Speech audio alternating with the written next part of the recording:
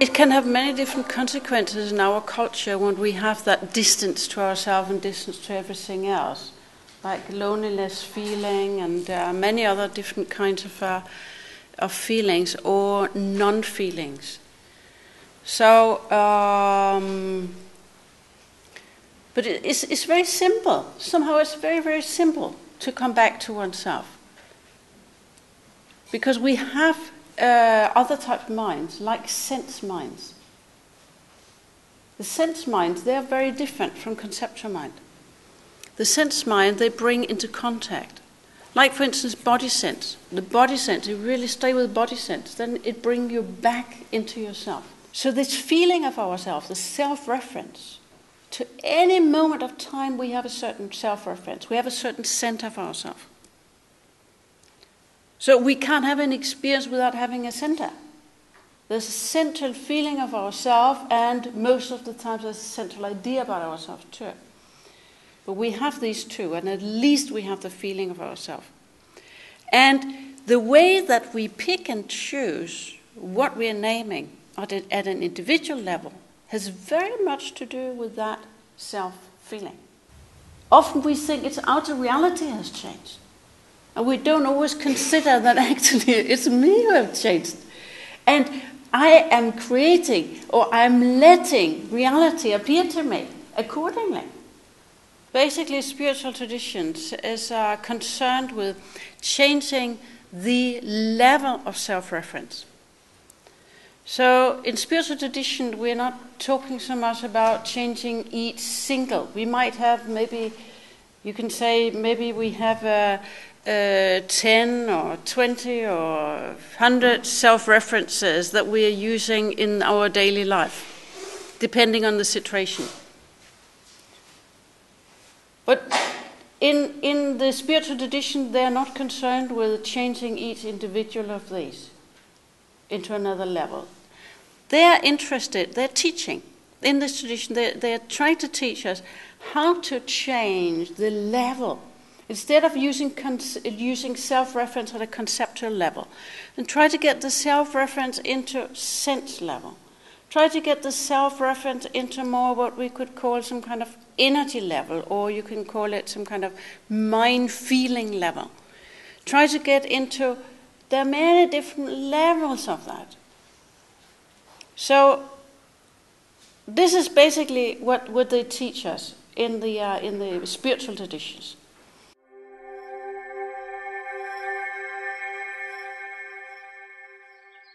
This is not easy. It's not easy at all. Especially it's not easy for us because if we don't understand exactly what it is we have to change and transform, and if we don't understand that reality has to change accordingly. It will. But for most people, we have the normal way of reality experience, but think that we have really changed spiritually if we have been going about it for 10 years. We must have changed. It might not be the case, because we might occasionally have an experience of a little bit deeper self-reference, but we don't stay there. So we didn't actually change. We're just exploring the field.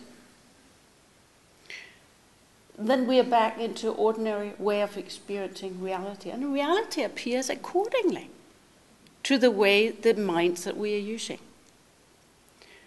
So in ancient cultures, they have access to many different levels of self-references and different types of more and more subtle ways of experiencing. They have a natural access to this, right from their children.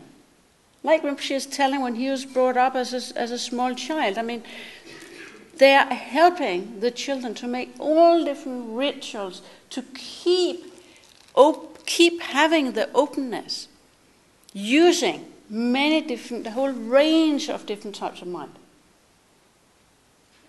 This is exactly what we are not helping our children to do. And we have not been brought up that way either.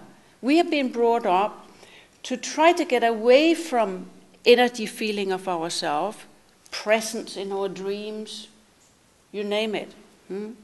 Because dreams and dream reality is not reality. So never mind about dream reality. We just need to have access at all these different levels again to become like in the whole full potentiality of being a human being.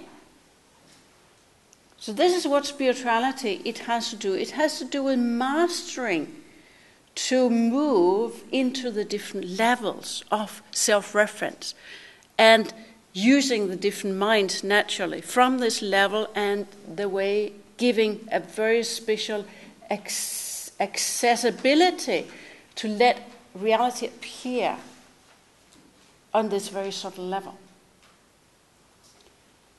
So in that way, one is moving from a more dual level into a less and less and less and less dual level towards unity, nature. This is how it's described. So this is like if we approach from the spiritual traditions. So you see, it's not just a matter of we need to know that I have some good self-references. One needs to be able to get in contact with them.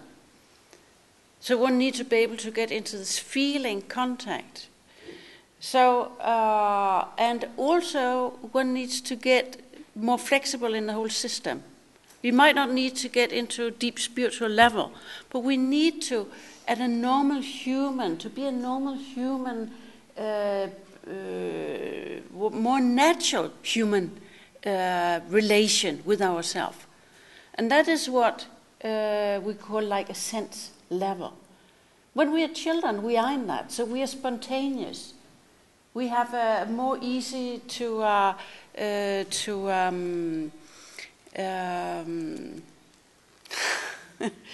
we have more easy to laughter, we have more easy to imagination, we have more easy with playing with reality when we are children. Do you remember? Everything was not so serious and set. We didn't have to put it into that frame. So this kind of level we need to get back into. We need to get into that proximity with ourselves and feeling at home.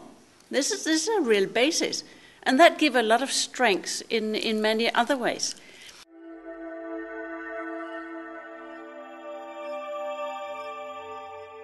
We're building a place, Tarab Ling, in India. So Tarab, that was his last wish.